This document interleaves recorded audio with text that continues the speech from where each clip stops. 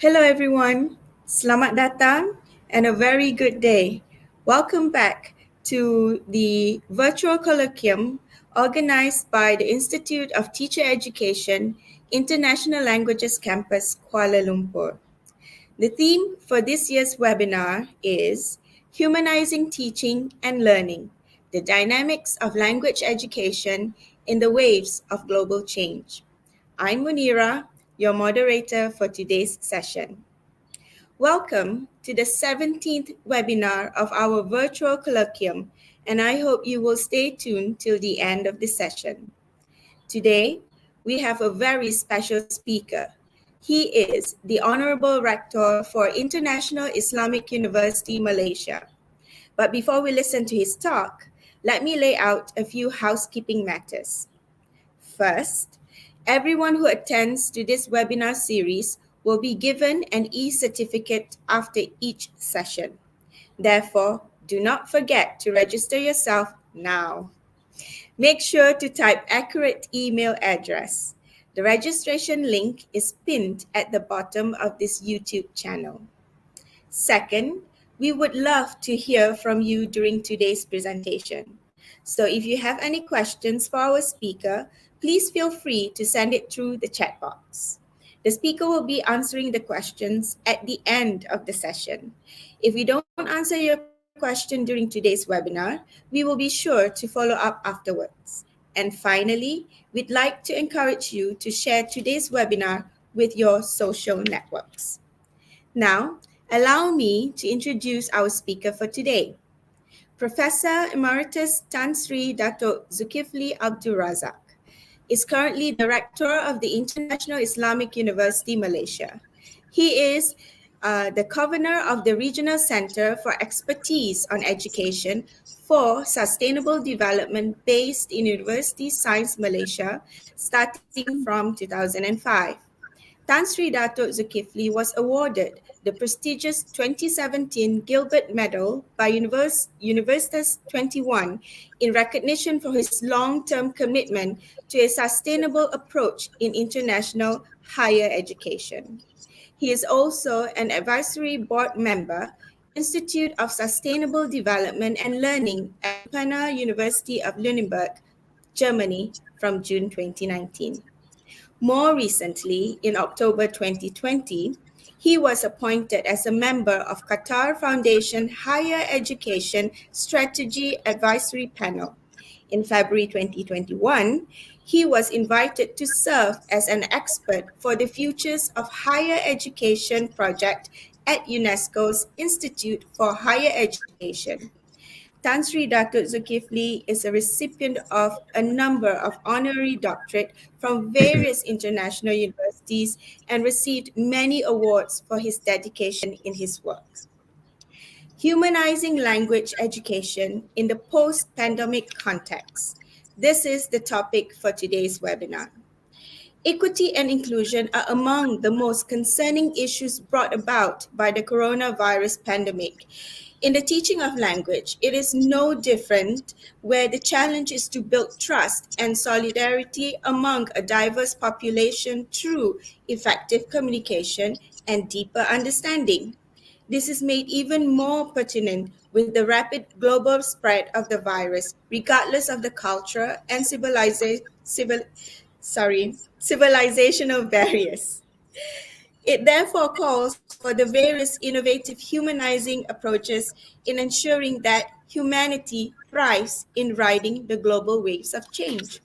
So Tan Sri, we are very excited to hear more about this topic.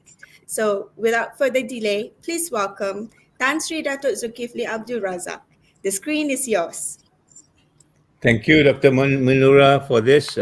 Bismillahirrahmanirrahim. Assalamualaikum warahmatullahi ta'ala wabarakatuh. Greeting of peace to everybody everywhere. I'm indeed very honored and very delighted to be here with you to discuss a very special topic, which is difficult, but I think it is necessary for us to come into terms with what we are doing, not only in the context of language education, but I guess the context of overall education given the pandemic 19 COVID-19, and also the threat to human lives in particular, regardless of where you are and who you are. So I think this is a very timely topic when we talk about language in the context, as Dr. Munira put it, humanity. Language is a very important tool to bind human species together, to get humanity on the go. We are not able to operate this without language, and also with only limited understanding of what languages are.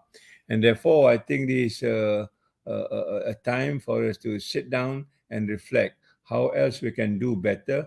And humanizing language is one of those things that I think we need to be concerned with, because for a long time, when we talk about education, it is not about humanizing anything. It is more about economy, it's more about livelihood, it's not about life and the people around it. So time, I think, has come for us to refocus, as what the pandemic has forced us to do in various circumstances and various occasions for us to do this. So let me share you my slides, if I could, and I hope it works. Normally,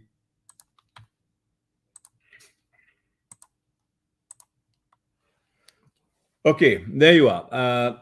We are going to discuss in the waves of global change. And that global change for me is about the post pandemic context. Within Asia, in particular, I think we understand Asian situation better, and the 21st century and beyond. Yeah. A little bit of words of the International Islamic University. This is a university which was set up in 1983, mainly to cater for education for people who are deprived of education during various times, particularly in areas of challenges of this nature. We provide education for those people who are deprived of education, uh, specifically for Muslim community who at one point or another are not very welcome to some parts of the world as far as education is concerned, and this university provides it. The university has been, the last 2 years, been recognized by the United Nations University for regional centers of expertise on sustainable development. There is a focus of the university now how to combine education with sustainable development as part and parcel of the long-term education that we human beings can also live within an environment that is important to us as far as the species survival is concerned. And of late, just about 2 months ago, we also accorded the UNESCO Chair for Future Studies on Sustainability and Well-being, and this will be another focus for us to look forward. What else can we do in the context of post-pandemic? What can education provide for the good of humanity overall? And this is perhaps one of the topic that we will be discussing today and this morning. So let me begin by bringing us into a kind of a context that when we talk about, it's not, when we talk about language education, I would want to actually take it in a broader sense, education in the context of knowledge seeking, knowledge dissemination, and also knowledge generation. Yeah? I know when you talk about language, there are other dimensions of language, and I am particularly worried when we talk about language for not so much for education, but for many of the things that we see today in terms of fake news, misinformation, all this, I think, has something to do with language also. But that's not the kind of humanizing education that we want to talk about. So, very focused on the positive side of what language can do so that human being can have a better future among themselves. Now, just let me briefly try to contextualize that when we talk about the use of language. What is it that we mean? But exactly like what Munira says, this is about us coming together and to build trust. And therefore, one of the values that I think when we talk about language, how do you share values? Yeah, the moment you communicate with the people, you share values, we create common platform, we have some basic standards of understanding of one another, and eventually we can take some collective decision. In the pandemic, I think it is very clear, until and unless we share the values of what life is all about, what is the meaning of, trustworthiness and also caring with one another, we are not able to take collective decision. And once in a while, you see certain parts of the world takes a very different position as we another part of the world because of the understanding of what the shared values are. So having these shared values, communicating it, understanding it, I think will benefit us in the long run as far as that's concerned. Now, when the shared values become enculturated, then we have other common beliefs that is more binding, that everybody now can subscribe to a belief without much arguments because we know this is important for all of us and that could be translated into practices. Language alone is not good enough until we can practice it, until we can act on it so that this become sort of the contribution very directly to people who needs whatever help or whatever other uh, lacking in terms of their own lifestyle so that we can actually put them in terms with whatever else that is needed around the world. And that helps us be even better to build relationships. At the end of the day, I think to me, language is about building relationships, and that relationship also translate into a kind of a lifestyle. So, in other words, if you talk about the COVID environment, the moment I understand what relationships is between me and my neighbor, then I will make sure that my lifestyle is the one that is conforming so that my neighbor will not be affected. Yeah? In our local jungle, we say, lindung liri, lindung semua. What I do for myself actually has benefit to other people. And this becomes a kind of an understanding how we transact life together as a way of life that we do not have to be suspicious over one another. And that creates a common understanding. And that understanding is the one that actually built on trust. And that is the trust that we are talking about as far as language is concerned. So that understanding, as I've mentioned, will help this trust in terms of the context of peaceful coexistence. We don't only coexist, but we coexist in a very peaceful manner, understanding with one another, creating tolerance, creating togetherness, and creating the kind of tacit understanding of where we come from and where we need to go together, and therefore bridging as much divides as possible. As although the COVID environment tend to split people on the context of their position or location or what do you call privileges that they've got. Yeah, by having this understanding we begin to share, and this sharing will probably close as much divide as possible. Finally, I think it will convert into what I was saying earlier, the kind of knowledge creation. There's some learning process that goes through. And that learning process is the one that actually goes back to where we started. It confirms the value that we believe in. It also then reaffirms where we should go together. And finally, constructing even better action together as a humankind on a common platform so that everybody can benefit. And that benefit is what we understand today in the context of sustainable development. The things that we do is not only for a certain group of people, but it encompasses a wider dimension beyond just your borders, beyond your understanding into humanity, or what we call in the context of IUM, Rahmatan lil Alamin, mercy to everybody else, including human life, non-human life, including even our own, what do you call it, ecological system that gives benefit as far as the biodiversity is concerned.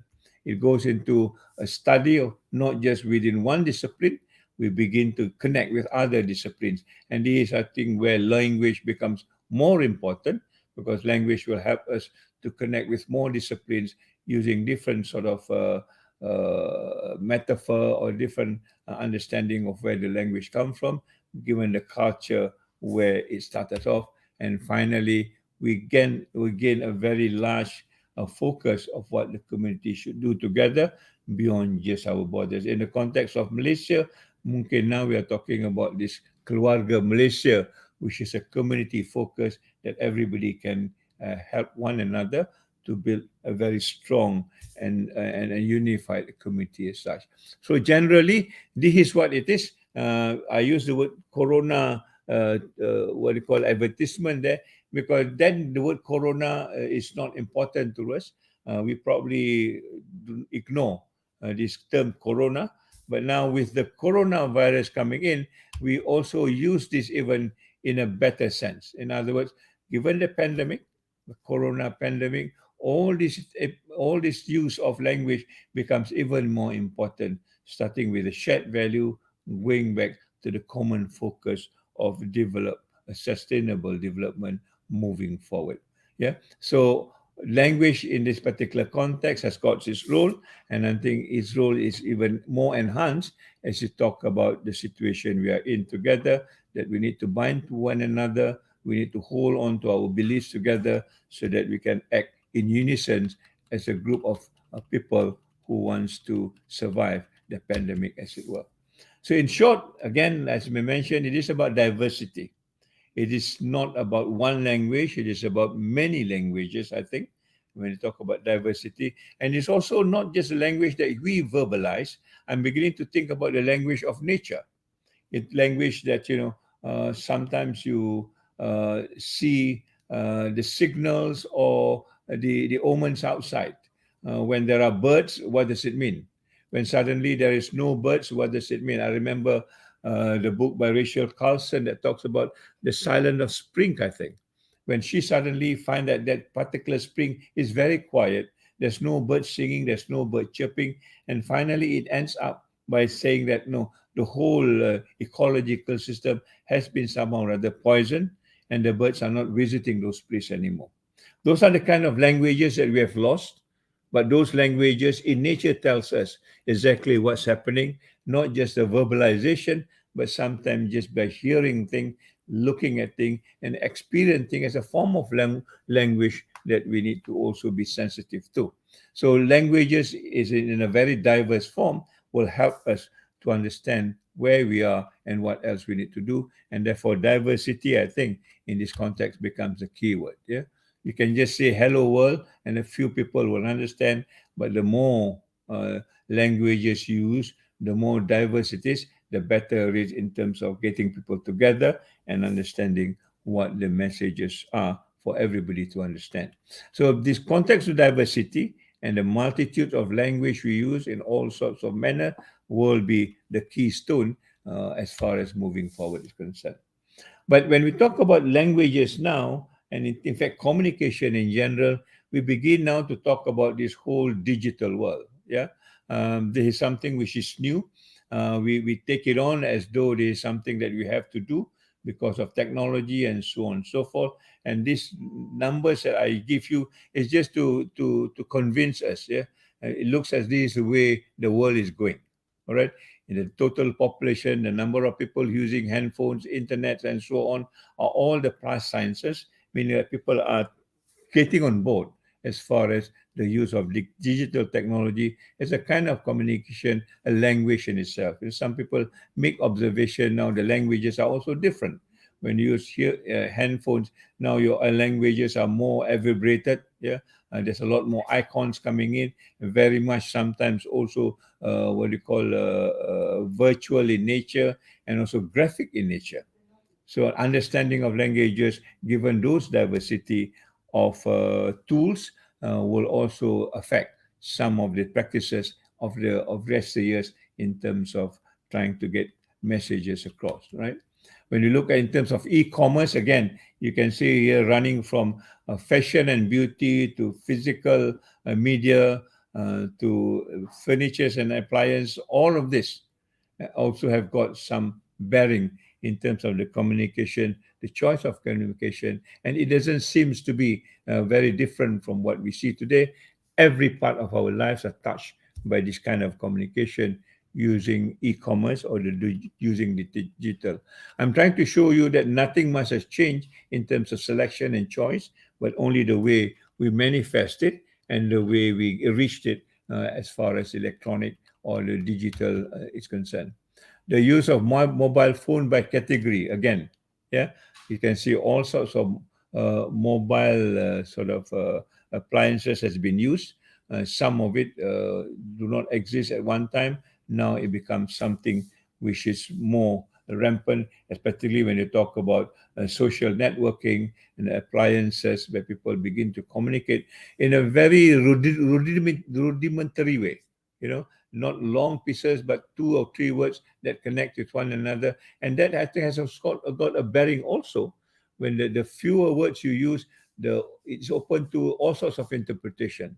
And sometimes the interpretation do not connect with what the messenger wants you to believe in, and this probably can cause another form of confusion or even the disruption, depending on the weight of these messages. Yeah. Now, particularly when you talk about COVID-19, you begin to see the kind of content that people are engaged with. Yeah? The top three looks as though people are more involved with films. Now, films would mean you are involved in terms of values, depending on which films you looked at, right? So there'll be now a lot more in immersion of people learning other people's culture, or it could be seen from another way around how other cultures are influencing you, particularly when you talk about the COVID-19, and some cultures are very open in terms of handling COVID-19. And therefore, we begin to exhibit the kind of diversity that we see other cultures responding to it. Yeah, videos and even tutorials. These are again telling us that people are now going into this kind of a media when they are locked down, where they have nothing else to do. And these are some of the choices that we see in April 2020 and just about last year. The share of web traffic, you can see again which are the traffic that is important. Some of us are involved in this. And the last but not least, I think how people spend time with their devices. Which are the most favorite devices, as it were? Smartphone, mobile phone, laptops, smart TV, streaming devices, and so on and so forth. And it also gives you another question: what about people who are not connected? What about people who do not have handphones? What about people who do not have laptops or connectivity to laptop? What sort of lifestyle do they have when you have COVID-19? And then what is the role of language? Or what is the role of these communicative tools that bring people together when you talk about bringing people together from the use of languages? So all this, I think, becomes useful data for us to get in touch with, that COVID-19 begin to modulate some of these issues that we see.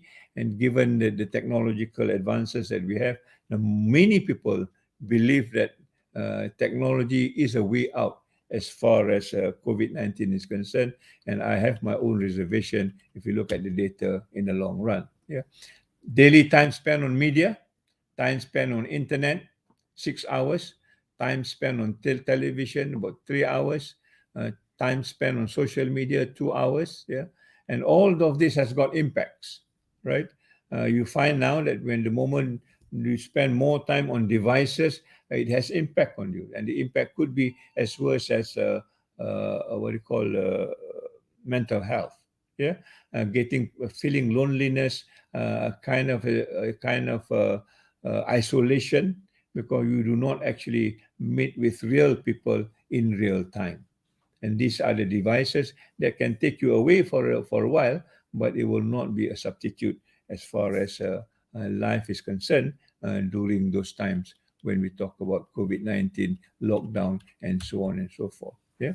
So in a sense, when we talk about education in the waves of global change, I would want just to focus on this idea of digitalization. It is, I think, a policy in many countries. Certainly, Malaysia would want to look at this as a way forward. Now, what does digitalization do to human being is another question. Can we, human being, adapt and adopt to a life that is 100% digital? Meaning to say, where is the humanness as far as digitalization is concerned? Now, this is a very nice diagram. If you're familiar with the work of Leonardo da Vinci, this sort of is a profile, I think, perhaps in a digital form, what we call the Vetuvian Man. The Vetuvian Man is an art that is done by Leonardo to find out what is a balance in terms of human being.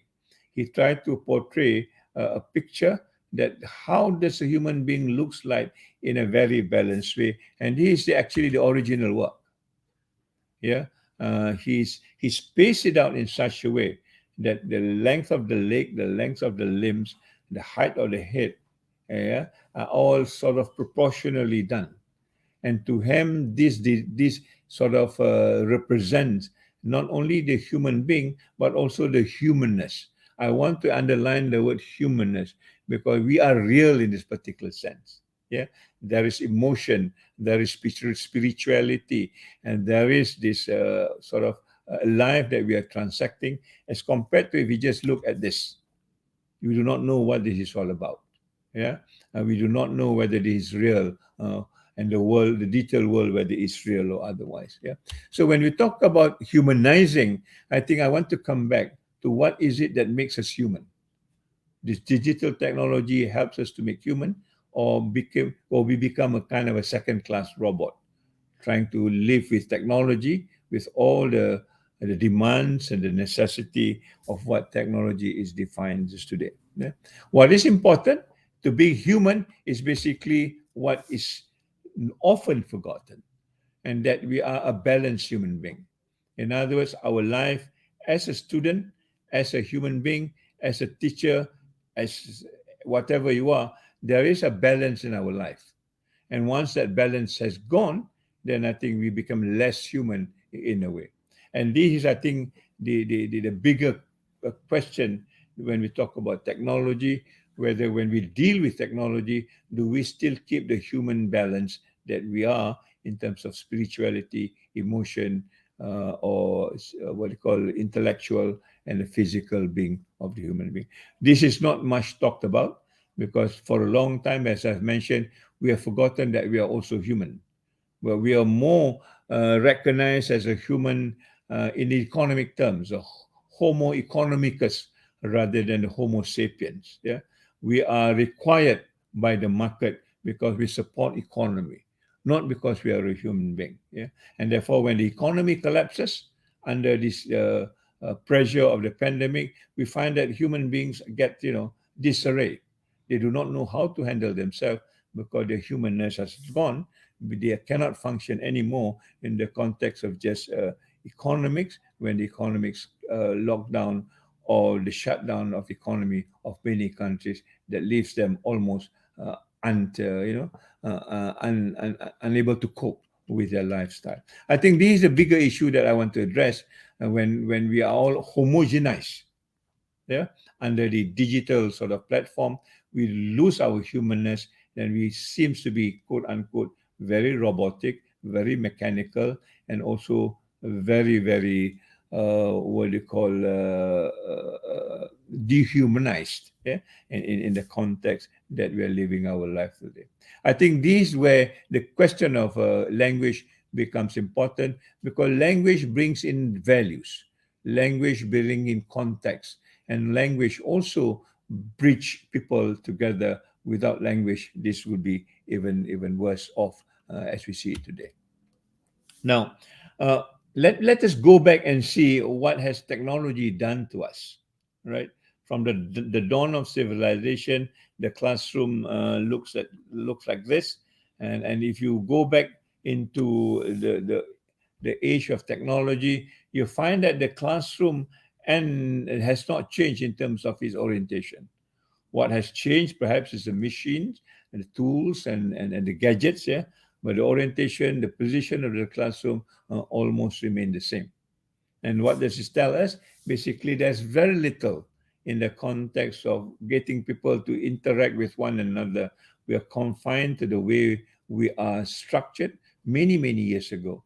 I will not be able to imagine a classroom that perhaps do not have standard furnitures. Yeah, why do classroom needs to have standard furnitures? Why can't we have a different way of sitting? We have sofa, we have chairs, we have other sort of furnitures that could fit different ways of style and different sort of accommodation of the individual in their own learning. That do not happen, and now it becomes more concretized when we talk about technology per se. Now, when you talk about the COVID environment, then people are beginning to see a different ways of looking at it, right? And people are beginning to talk about online. Online means that there's no necessity to have a classroom. You can be anywhere and everywhere. Yeah, working from home is one, but you can be anywhere for as a matter of fact, right? And suddenly we find that without an organization to make things happen, we run into a different kind of a problem of accommodation, a problem of trying to adjust, a problem of trying to fit in, a problem of trying to actually keep the connectivity ongoing, just like an ordinary classroom. And if this is not organized, then everything else, including language education and education per se, will not have a good effect as far as being human is concerned. I think these the issue that is now facing us when we talk about the new era, what I would call it, the era of homogenized digital era. We now seems to be all over the place, try to live in one standards, but the standards are not presentable because the technology are very unevenly spread all over the world. In Malaysia alone, we have experienced that. When we talk about online education, suddenly our brothers and sisters in Sabah will have to climb trees to get connectivity. And therefore, the whole idea of education, be it language or otherwise, becomes disrupted in a very significant way. So the balance that we talked about, yeah, given this kind of a situation, is really reduced to almost nothing. So it becomes an imbalanced world, an imbalanced personality, inequity in terms of education, and the whole question of fairness. And if you look at education at a level of society, that do not happen anymore because this whole concept of education, giving everybody equitable information and lifting them out of poverty do not happen anymore. So starting from that, we begin to understand now there is what we call this digital divide. All right. And once there's a divide, then everything else that depends on this divide will be affected, including language education. So the lady on my right here will probably have a better understanding as far as language is concerned as compared to the lady on the left. Yeah. And you'd be surprised that 50% of the world are actually not connected to an internet. Although we talk about internet as though it is something which is a panacea for the future, but the reality is that 50% of the worlds are not connected. When you talk about internet, we are talking about just 50% of people who are fortunate enough to be connected. Then what happened to the divides? Yeah? So we begin to see very stark sort of differences. The have-nots who do not have technology, rural areas, less educated people, low income, less industrial countries here, minorities, people with disability, they are consistently being left behind, right? And these are the people who need most help. And these are the people who needs more languages in a sense, because they are the ones who have got a lot to ask for.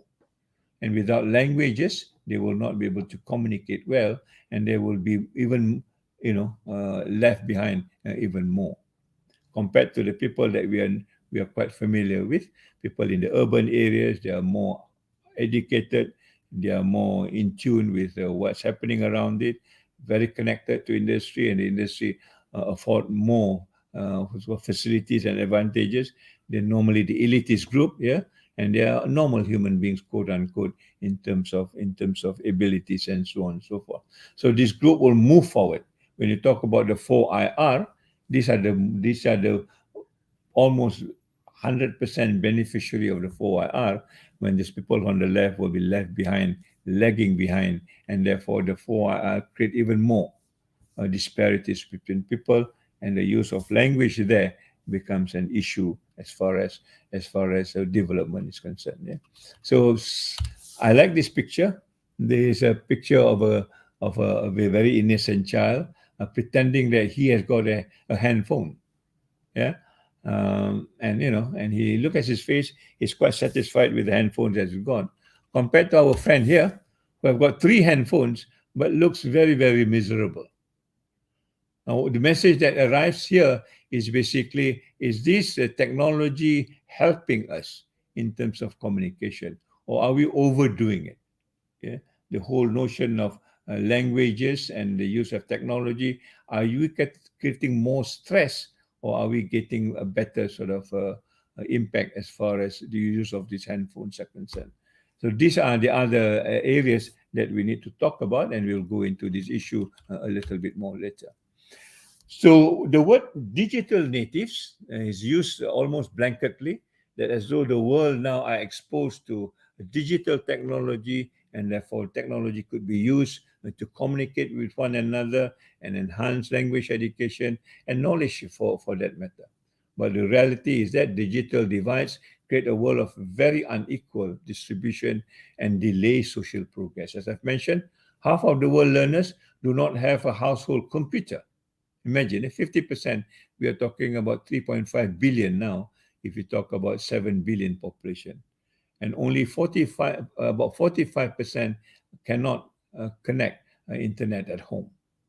So when people say, online is a solution, I tend to disagree.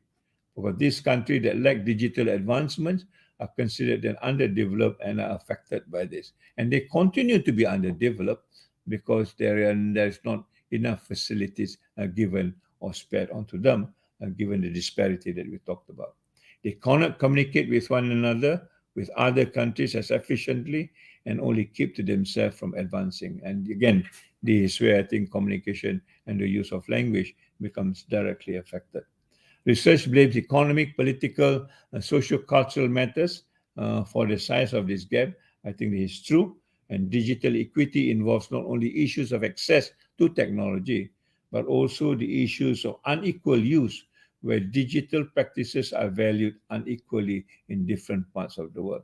In other words, the cultural dimension, yeah, and the social dimension are also affected, not just the technology per se. In the real harsh realities is about this.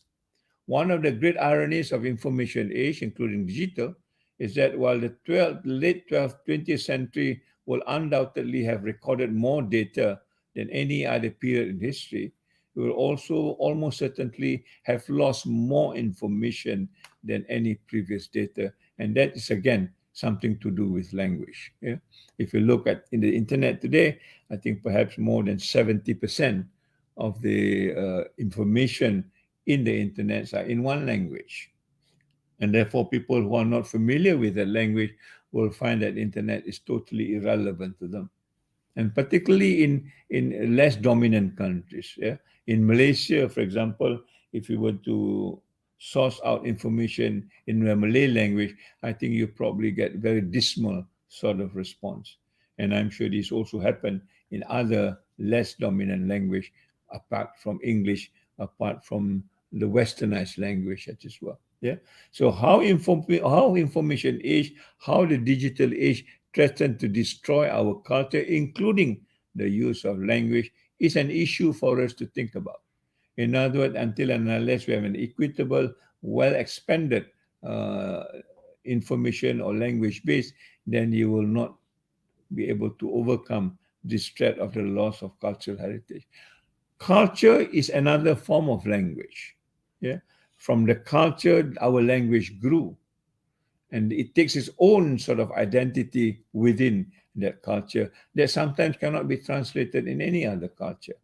We are saying this for the word sejahtera, for example, which is equivalent to Ubuntu in Africa, which is equivalent to Ikigai in Japan.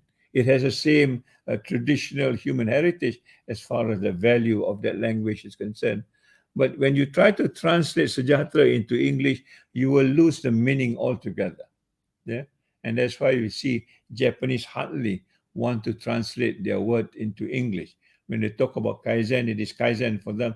It is not what you call it's not improvement, quality improvement of things of that nature. Yeah.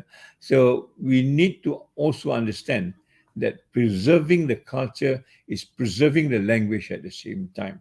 And without that, I think language again will be lost out, and therefore education becomes meaningless. Again, this is stressed out when we talk about the coronavirus. Yeah, when the whole world is affected by coronavirus, the cry for help comes in many languages, not just one language.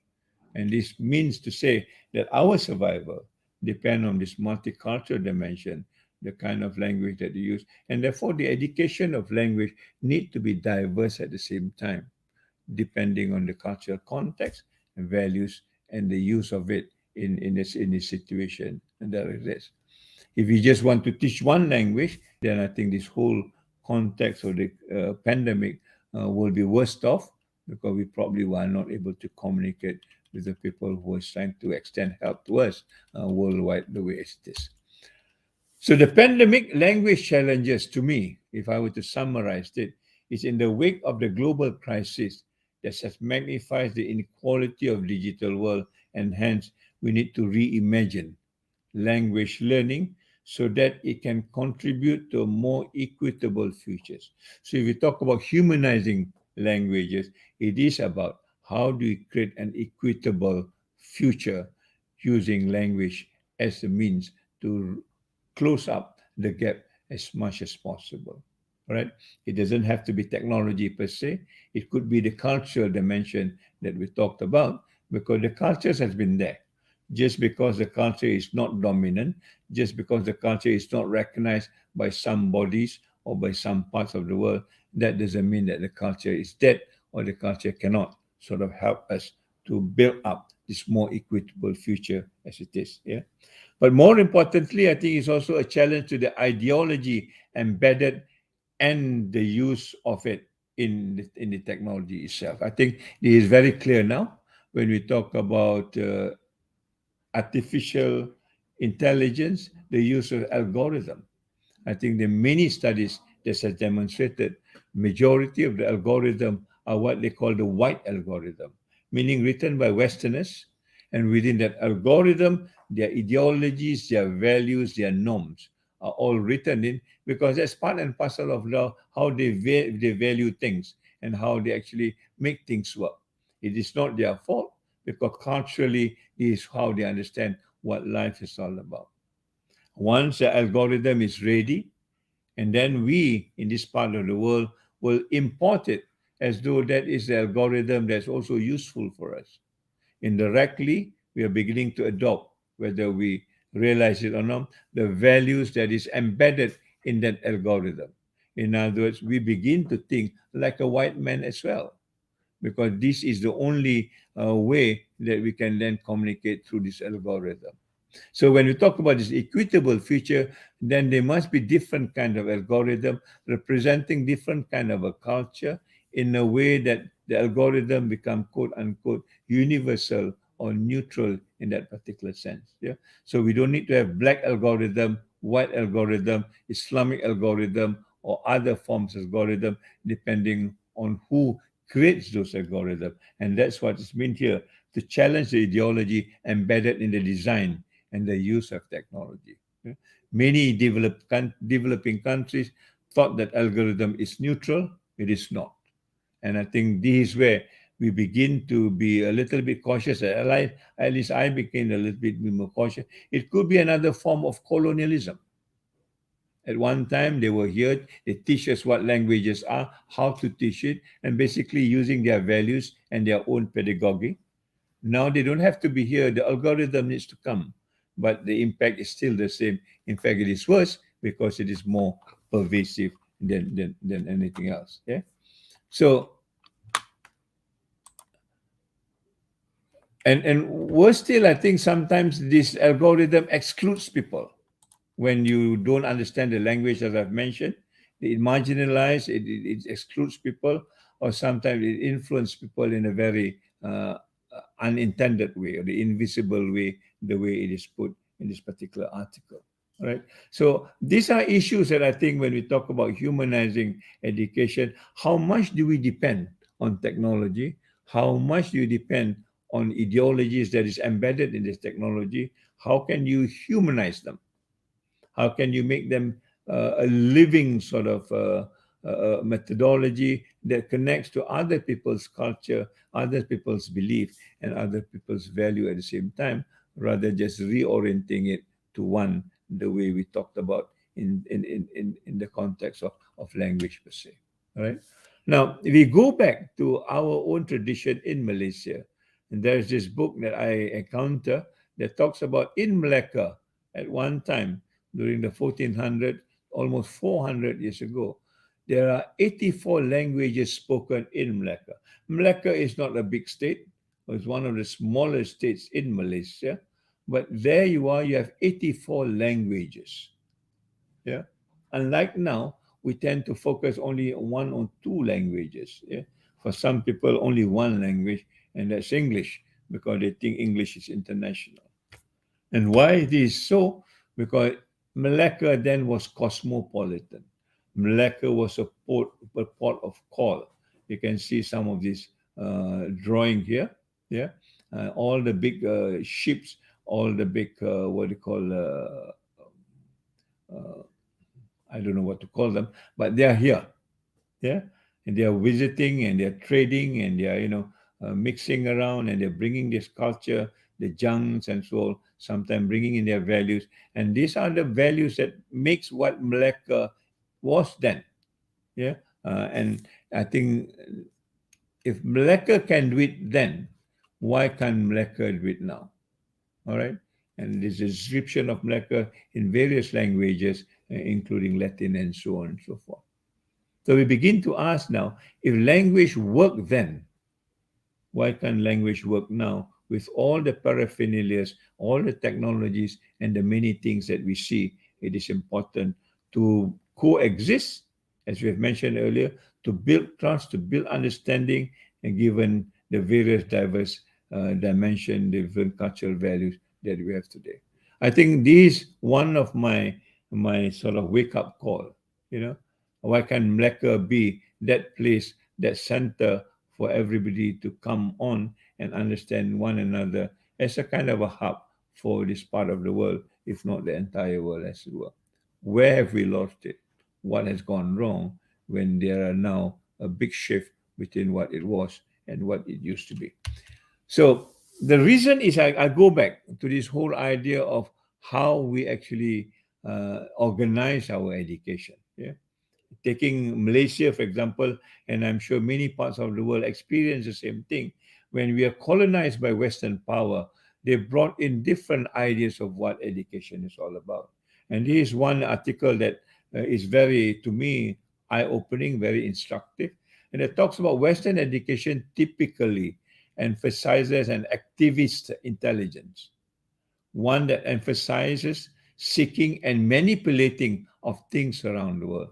Manipulating means they are trying to adjust it to their point of view, to their worldview, to their understanding of what things are around them. I think this is almost given.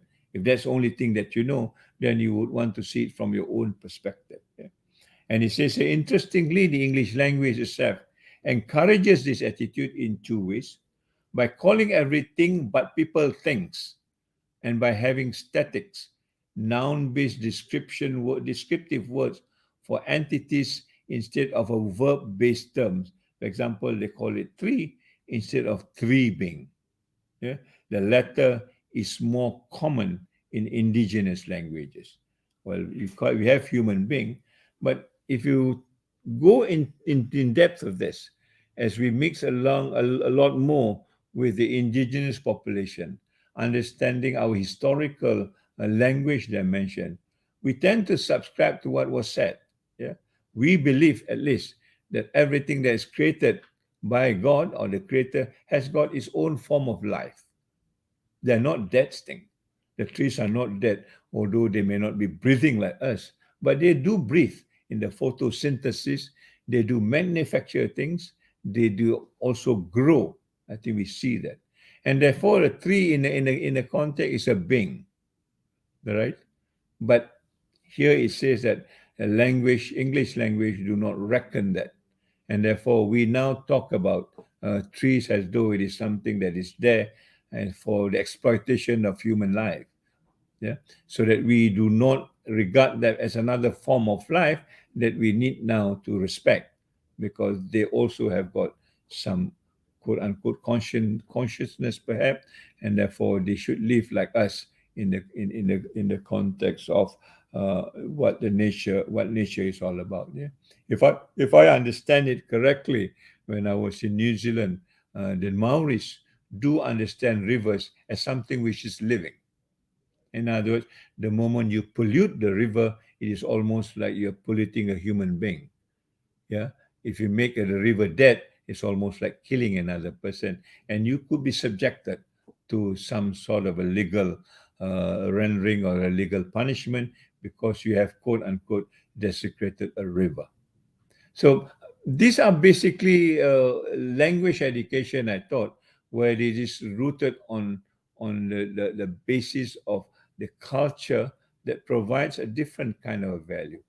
So it says that English itself makes it easier to treat other entities as object to be acted upon instead of agent with their own lives and purpose. Sometimes it also goes into human being. Yeah, and some parts of the world, I will not mention well, people are seen as subhumans.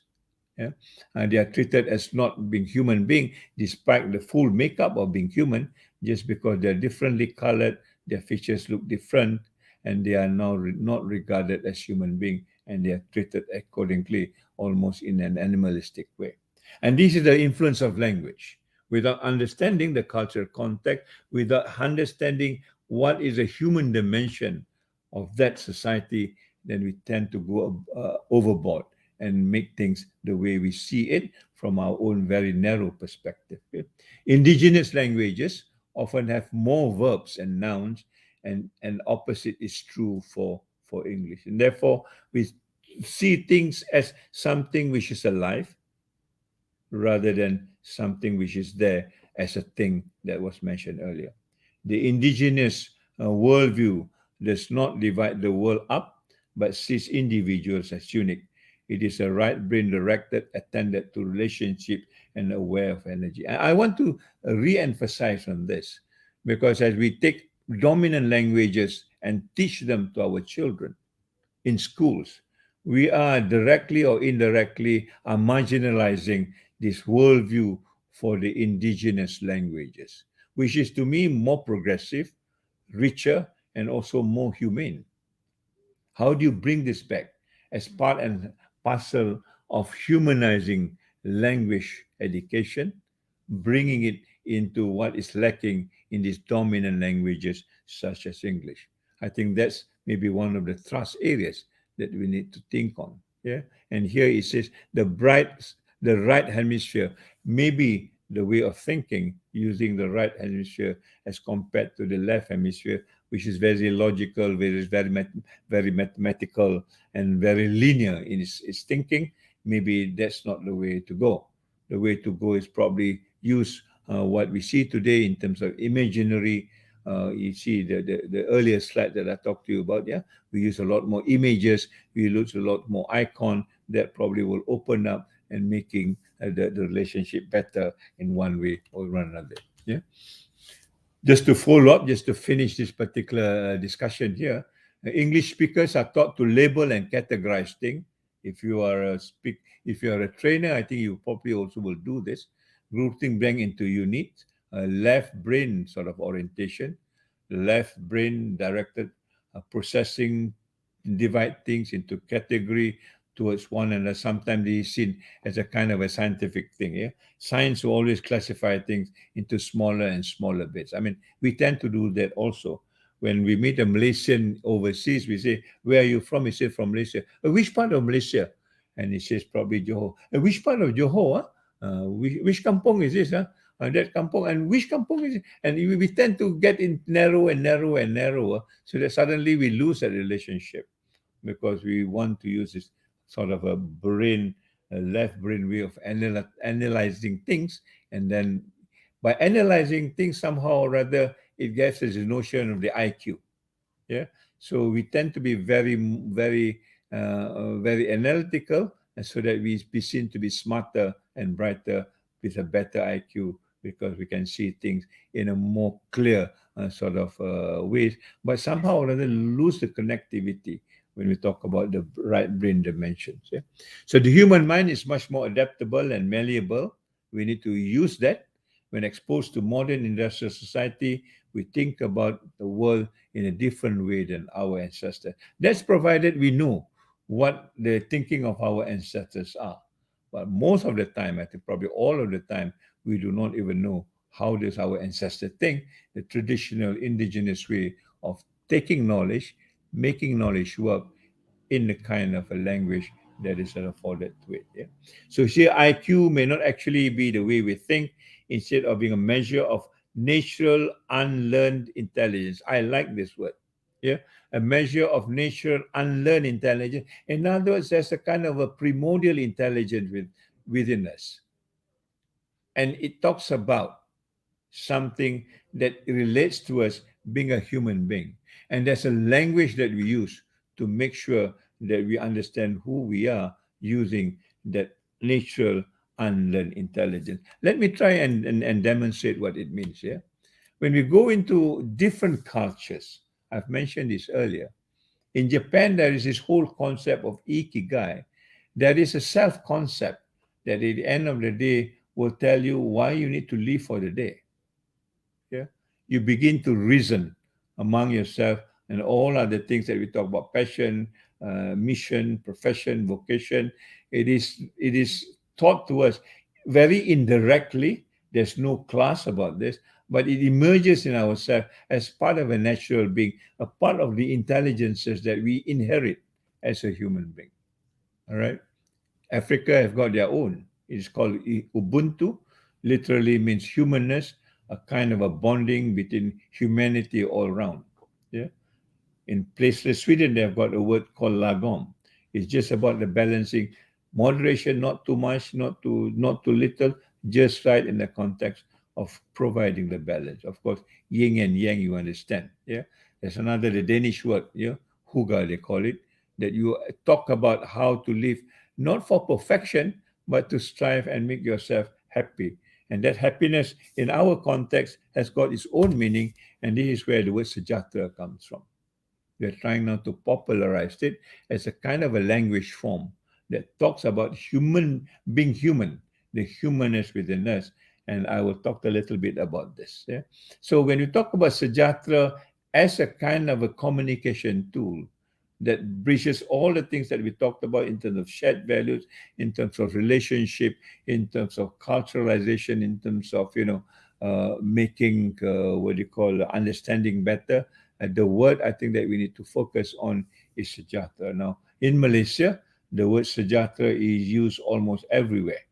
We talk about salam sejahtera, but ask the person who say, what does sejahtera means? I think probably we are not able to tell more than within two sentences. Yeah?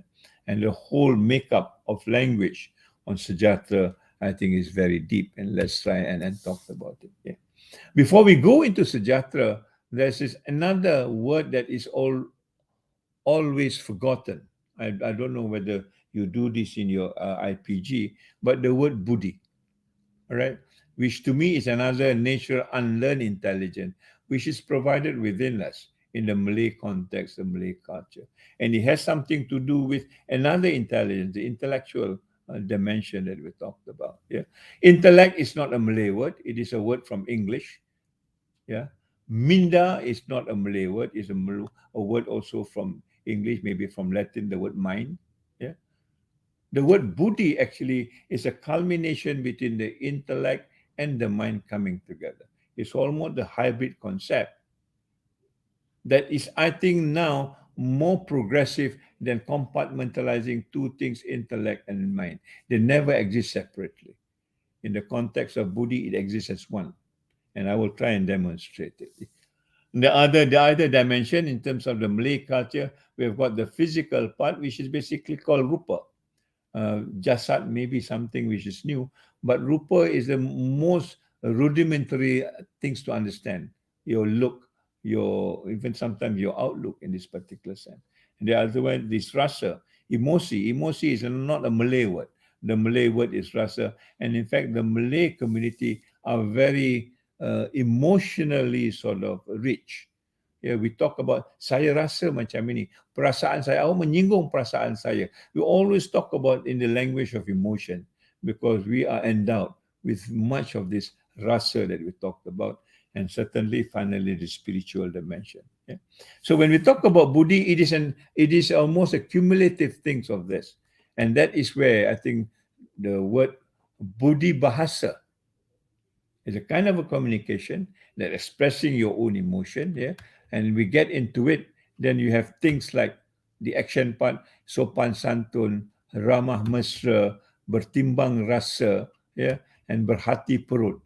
These are all the dimension of that buddhi bahasa, the subtleness, the what you call the politeness, the decorum that we use when we talk about sopan santun, that makes you finally what we call a buddhiman, yeah, a very gentleman-like uh, person who actually can sort of find its place in any society, in any culture, because he is not, quote unquote, very aggressive, very dominant, very extrovert, but he can balance himself in any culture, in any sort of civilization, if you will, right? And that is one dimension. Now, when you have Budi Bahasa, budi bahasanya lembut, lunak dan sebagainya, then it translate into behavior where we call now budi pekerti. So the expression in terms of language and the expression in terms of behavior or the body language as well also correlate with one another. So from budi pekerti, you have got lemah lembut, yeah, very polite, very non-aggressive, very accommodating in a way. We have got also berhemah, very considerate, very sincere, and also very ethical, or with a lot of decorum.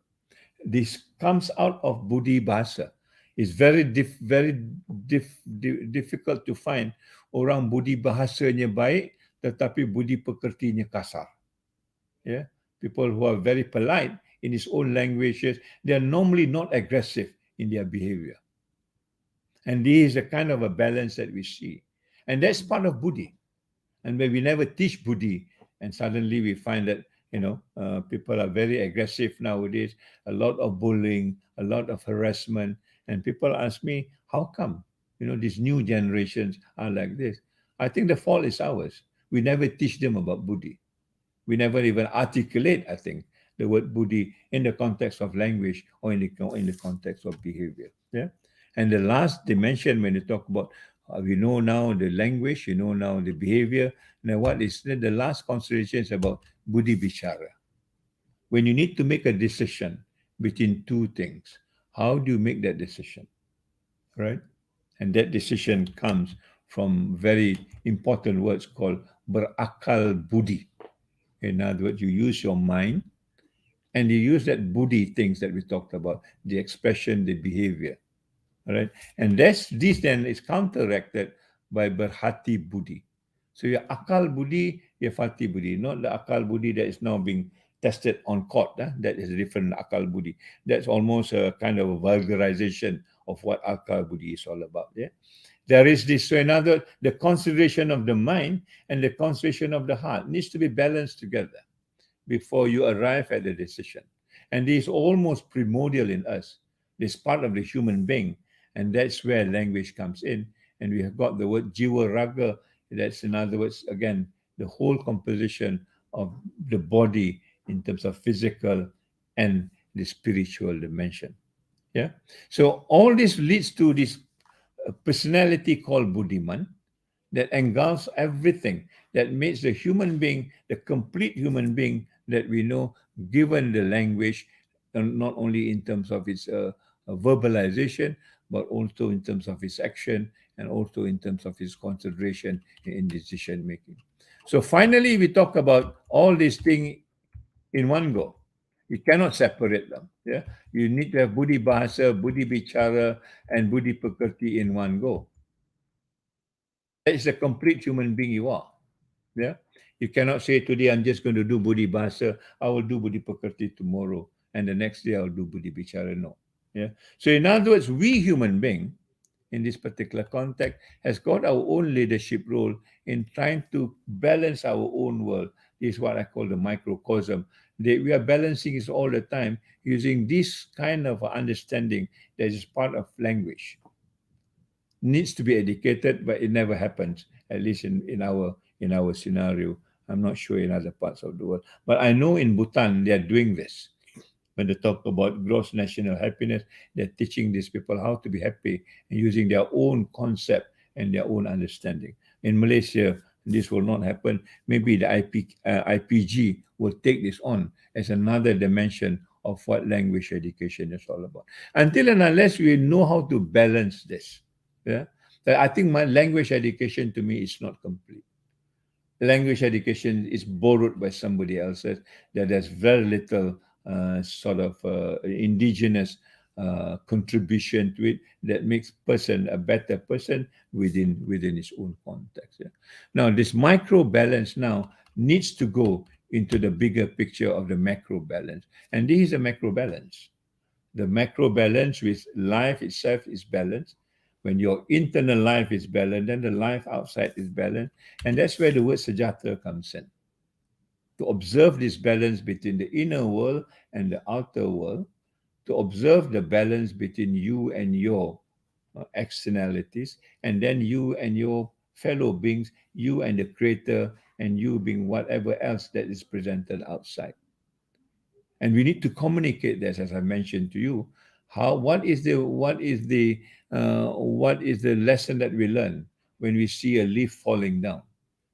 To some people, it's a mark of autumn, perhaps. Yeah, when all the trees are losing their tree, it could be winter. It's very obvious. But in a tropical country, you don't see this. But there are other signals that we are already not mindful of because we have lost this concept of a balance. The Sajatra idea is no longer there. Okay, let me try and conclude this by just explaining to you what Sajatra is all about.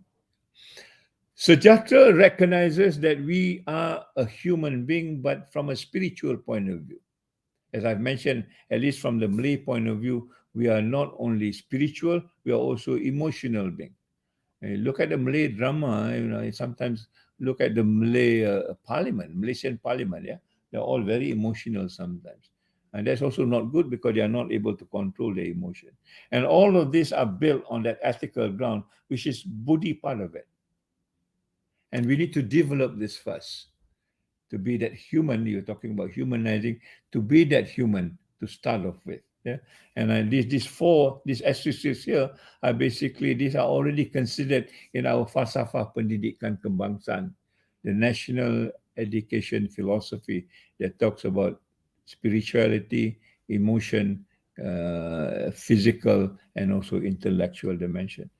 This is where we start off, right? And once we start off, then we create this microcosm of one part, and the other part then will go the intellectual part. In other words, the connectivity between the brain and the heart will create this ambient where Buddhi could strive on. And then we go into the thinking part, which is the Buddhi Bichara, and part of the psychological part. This creates a microcosm for us to understand who we are. In other words, if we want to humanize something, then we need to come into this realm. Once it is well balanced, as the context of micro balance that we talked about, then we are ready for the macrocosm, looking at the ecological dimension, looking at the economic dimension, at the culture, and also society. This is almost a kind of a framework. If you imagine this is a football field, this is the field that we are going to play. And we are already endowed with all the physical capabilities to take on the world, as it were. All right. And that's a macrocosm that we talked about. The macrocosm is something that we need to balance our way of life and our understanding so that we can remain to be human, not a second class robot, not a machine, or not a slave of somebody else. We have our own right and dignity to live the way we are created. And this is what I think is important. And there's a language that makes us more what they call adaptive in that environment by telling people who we are and what we represent. Yeah. So these things will be the macrocosm, and these two must be in a balance, the macrocosm and the microcosm, so that we are able to sustain the world, as it were. Right. So if you look at the pieces here, actually it spells the spices. Yeah? Spirituality, the physio psychological, the I will be the intellectual, C will be the cultural and also the cognitive, E will be the economics, ecological, and also ethical, and the other S is societal. And these are the elements that needs to be balanced to get a kind of feeling of sajatra. And once it is within you, then you're able to do this. And our life, therefore, is about making this balancing act using buddhi as a fulcrum, as it were. Every day we go to work, we need to find a balance for this so that we remain in the Sajatra concept, we remain in the Sajatra and beyond. There's, like I say, there is no way to translate this. Well-being is probably the closest, but it is not there because there are 9 other elements that we need to think about. Yeah, and this balance actually now has been proven scientifically works on our own being in the context of the chemical transmission within this. Yeah, they give 3 examples of dopamine, serotonin, and oxytocin. And this level of a chemical in our nervous system actually regulates itself depending on where we are in terms of the state of balance. If you are fully balanced, then you've got every complement, right? And you feel, happiness, you feel loved. Yeah. When they're defective in one or the other, then you get the reverse. You get anxiety, you get depression, you get state. In other words, we are able. This is the thing. We are able to control our own emotion, our own happiness, our own well-being using different languages, perhaps, to demonstrate this. And there is now an exercise that if you use certain languages, you find that your heart beats better as compared to using a different kind of words. An expression that we use in a different way will elicit a different kind of emotion as compared to different kind of language that you use to give a converse of that emotion. Yeah. So that is what I thought the natural unlearned intelligence that perhaps language needs to look at it. Buddhi being one, Sejahtera is another one. I'm sure different countries have different context.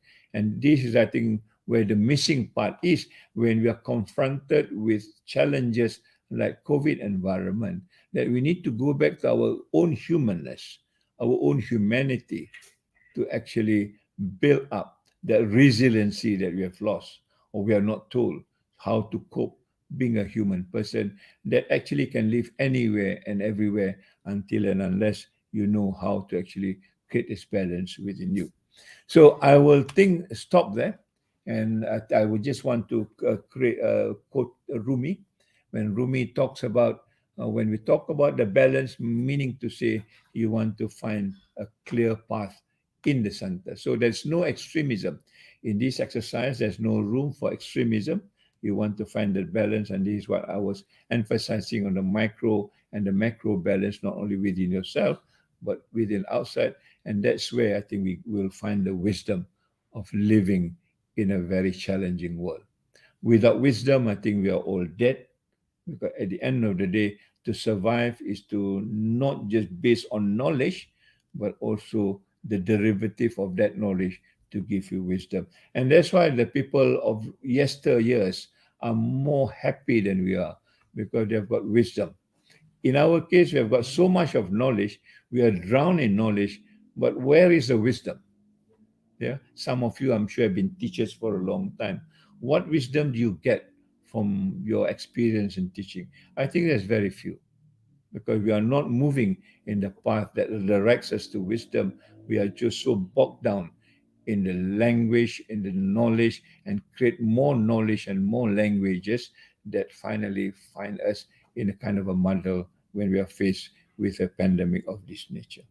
So it's already 1 hour now. Let me stop. I hope I have given you some very provocative way of looking at what language education is all about, which culminates into wisdom. right? And how we can probably look at the future and try to make different adjustment so that our human being of being human still remains with us rather than being a second class robot. This is now being forced onto us in so many ways using the technology, sometimes for the wrong purpose. So thank you, Dr. Munira. Assalamualaikum warahmatullahi wabarakatuh. Waalaikumsalam. Thank you so much, Tan Sri. I think you have shared a lot of your wisdom with us today. There's a lot of information, very interesting concepts of being human, about humanity, education, and humanity, and also about going back to our roots and exploring nature to find the balance between the world that is full of technology nowadays. A lot of things are very much mechanical. There's a lot of pressure to be good in so many things, especially with gadgets. Using them in our classrooms, in teaching, in getting information, and even in communication, which is actually all very great. I think these are great inventions, but of course, the downfall of it, the downside of this digitalization would be the divide in our community, dividing. It's really an irony to me. Some of the slogans that we see with telecommunication advertisements saying that communication using technology is supposed to bring people closer, but actually in reality they are dividing us. There are invisible barriers, okay, between the different levels or layers of society, which is again it's really an irony, or surreal for that matter. And then we lose meaning in our communication, in our interaction, where the meaning of language, a meaning of a word is being interpreted in so many ways. And again, it's an irony. Communication is supposed to be clear, but there is miscommunication in our conversations. So yeah, it's very interesting, really. I really enjoyed, and I'm sure the viewers enjoyed the session today. We do have one question, and I kind of paraphrase the question. Okay, so talking about Buddhi, so how do we ensure Buddhi is sustained or maybe practiced and applied in our education? Okay, so that's the question for I you. think that's a very good question and a timely question. I think let me reflect back when I was a kid. When I Mm, was a kid, I think Buddhi is already told to us from perhaps day one. I mean, if you talk about digital natives now, that time we were Buddhi natives. mm, You know, yeah, it yeah, says you are not who you are kalau kita tidak pandai berbudi. And the Buddhi is a concept that is so difficult to explain. We can only explain it in pantun. Pisang emas di mm, bawah belayar, masak yeah, sebiji di atas peti. Hutang emas boleh dibayar, hutang budi dibawa mati. I mean, yeah, to convert the last two sentence, translate the last two sentence in. You can mm, pay a debt in gold, but for mm, budi, you have to take it to your grave. yeah, There's no way of repaying it. In other mm, words, the work of Buddhi, the understanding of Buddhi is beyond mm, us. It's a kind of a compassion that we get involved with. I mean, that's the humanness of mm, us. Kita mm, diajar berbudi. Kita berajar yeah, orang berbudi, kita berbahasa. You know, there's mm, another thing. Now, mm, if Munira give mm, me something, I need to reciprocate, even though small mm, as it is. But I need to yeah, reciprocate. You know, it's not mm, that I'm just taking. The world today is just about taking mm, things. yeah, We are not giving anything to anybody. mm, Yeah, and yeah, as the richer you are, the more you take. Yeah. This is the irony. So the Buddhi is Mm-hmm. part of us. I think that would Mm-hmm. be the first what do you call value that we need to teach. Mm-hmm. Yeah, to make Yeah. us human as a very polite human being. And I think this is a concept of the East. We believe in water logic rather than a rock logic, as it were.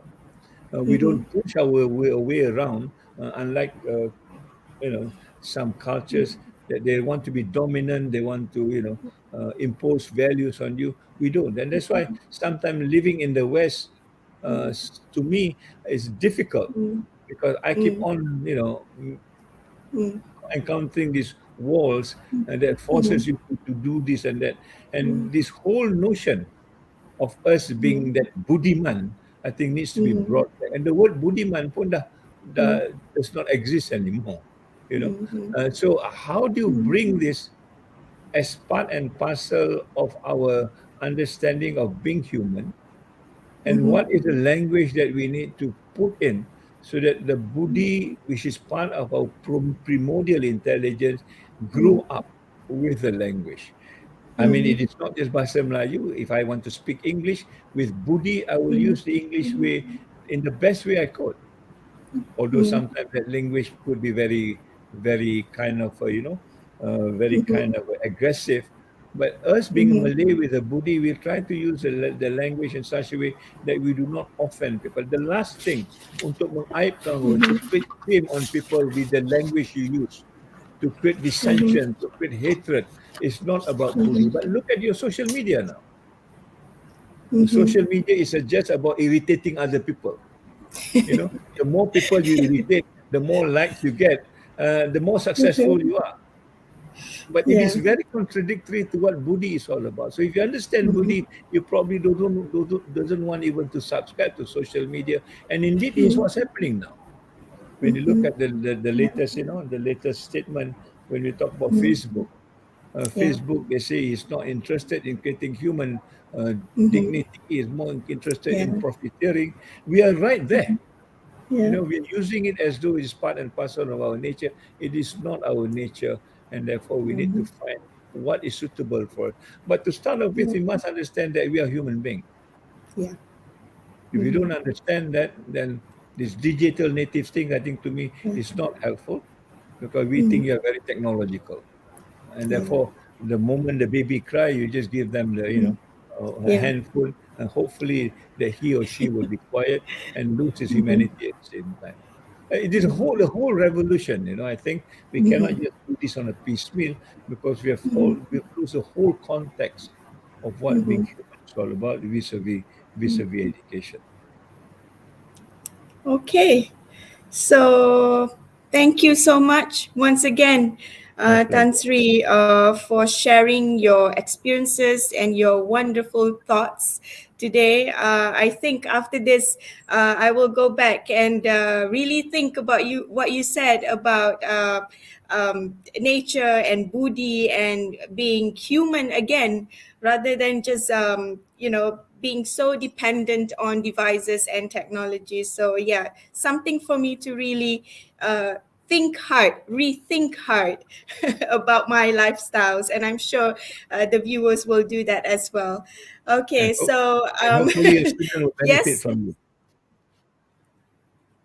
I think at the end of the day, I think the yes, student is more important because they are the growing hmm, generation that are not given all this. I mean, yeah, they are the lost generation, quote unquote, for my point of view, hmm, because they are not given all these hmm, tools.